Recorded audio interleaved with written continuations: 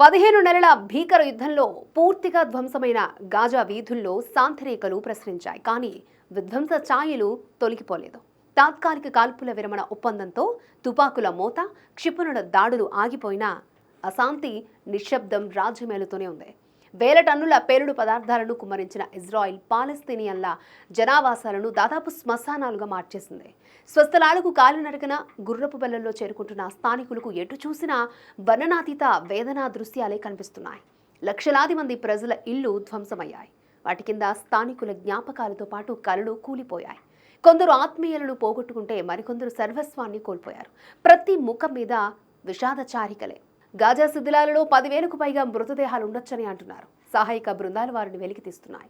తాజా చిత్రాలు ఇజ్రాయెల్ జరిపిన మారణ హోమాన్ని, విధ్వంసాన్ని కళ్లకు కడుతున్నాయి. గాజాలోని 60% నిర్మాణాలు నాశనమయ్యాయి. కాల్పుల విరమణ జరిగింది. గాజా ప్రజల వెతలు ఇప్పట్లో తీరేలా లేవు. 20 లక్షల మందికి పైగా నిరాశ్రయులయ్యారు. కాల్పుల విరమణతో గాజాలోకి సహాయ సామగ్రి రావడం స్టార్ట్ అయింది.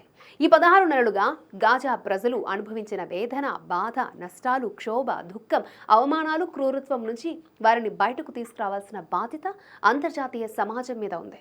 15 నెలలకు పైగా సాగిన యుద్ధంలో గాజాలో 46,900 మందికి పైగా చనిపోయారు. 110,700 మందికి పైగా గాయపడ్డారు. మృతుల్లో మహిళలు, చిన్నారులు ఎక్కువ. ఐక్యరాజ్య సమితి కూడా ఇదే చెప్పింది.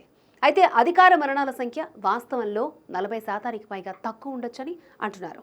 ప్రస్తుతం దాడుల ముప్పు తప్పినప్పటికీ సివిల్ డిఫెన్స్ వర్కర్లకు భయానకమైన పని తప్పడం లేదు. దారుణ స్థితిలో ఉన్న మృతదేహాలు, మానవ కళేబరాల వెలికితీత వంటి భయంకరమైన పనులను ఏజెన్సీ వర్కర్లు చేస్తున్నారు.